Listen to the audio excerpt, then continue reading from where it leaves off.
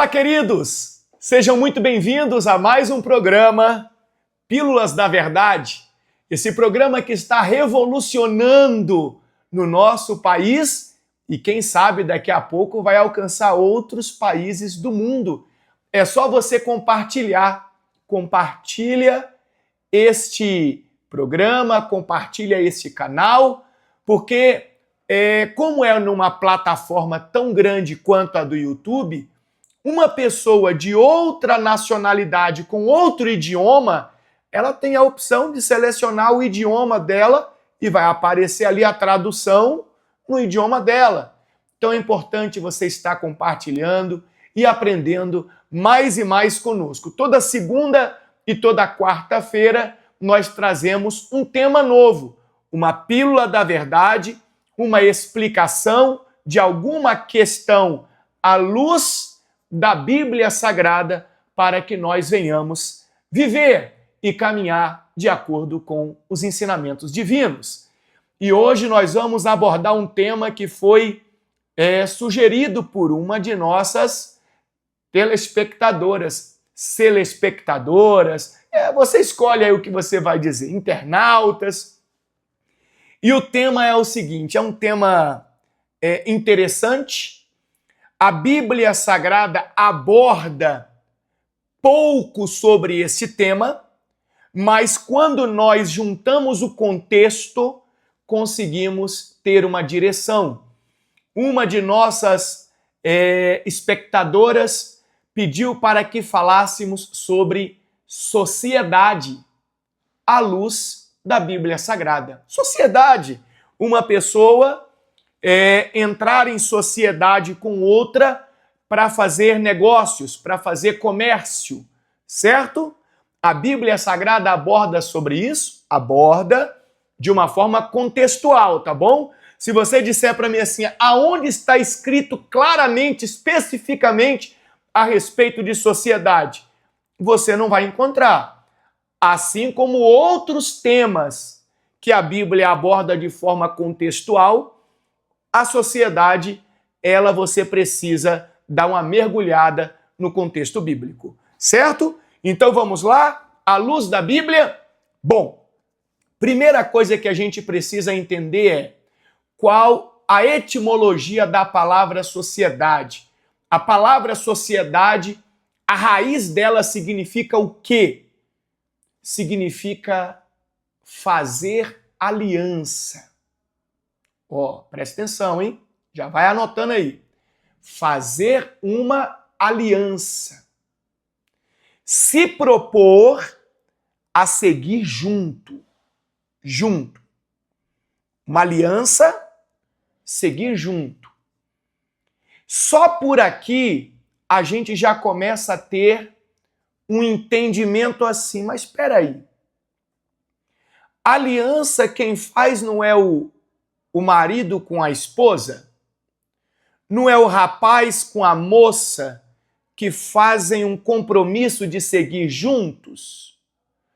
Como que eu vou fazer uma aliança com outro alguém? Como é que funciona isso? É aí que entra a Bíblia Sagrada.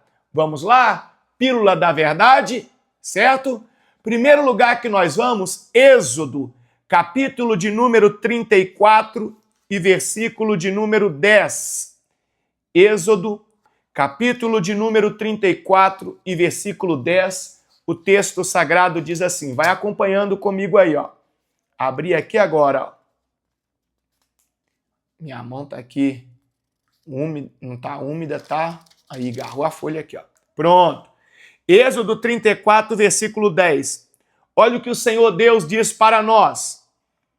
O Senhor respondeu, faço hoje uma aliança com você, na presença de todo o seu povo. Realizarei maravilhas jamais vistas em nação alguma ou lugar algum da terra, e todos ao seu redor verão o poder do Senhor, o poder temível que demonstrarei em seu favor. Observe com atenção, porém, tudo que eu lhe ordeno hoje.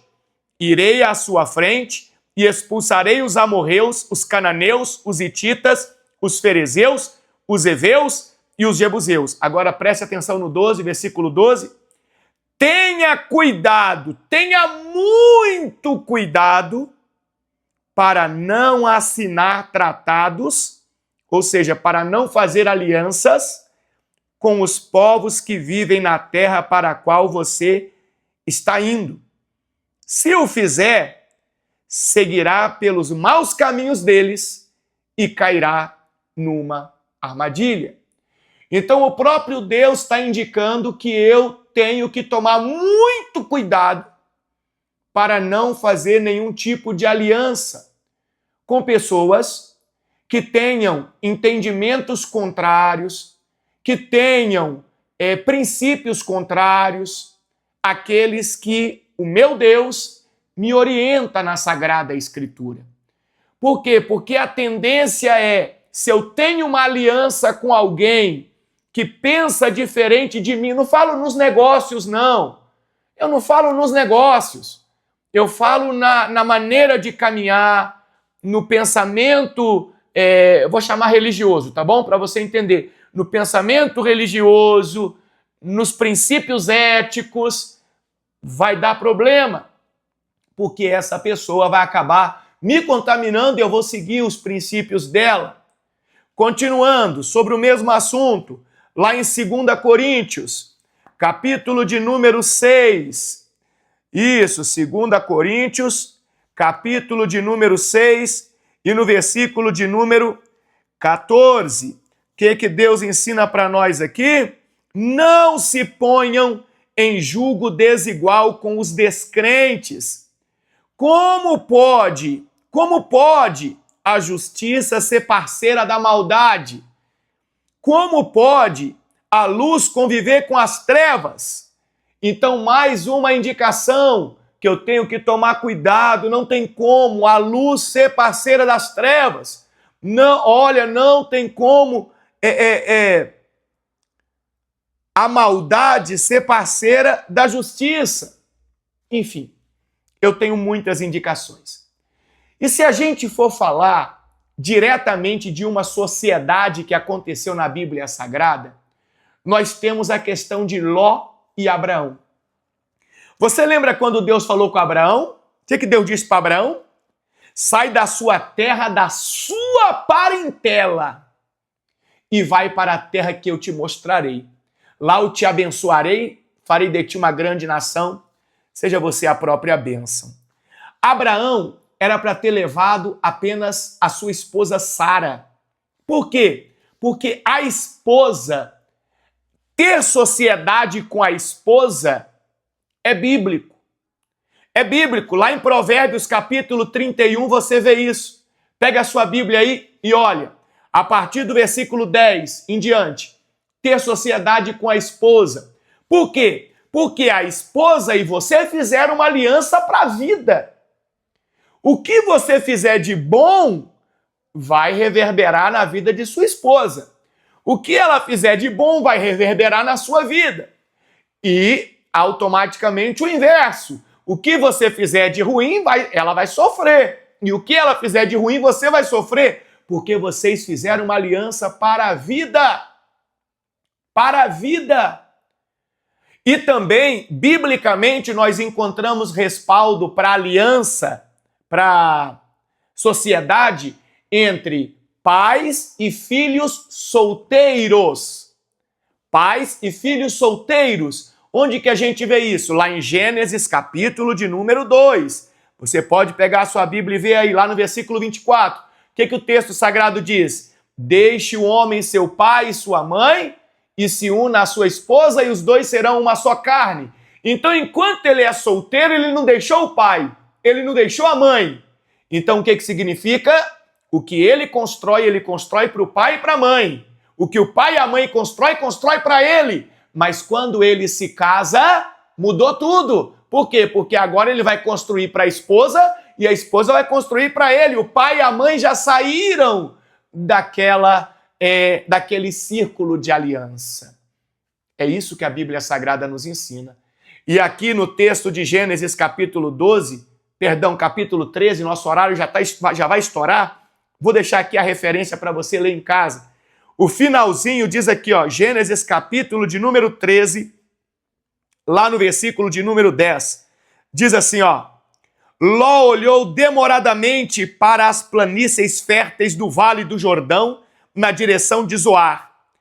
A região toda era bem irrigada, como o jardim do Senhor ou como a terra do Egito.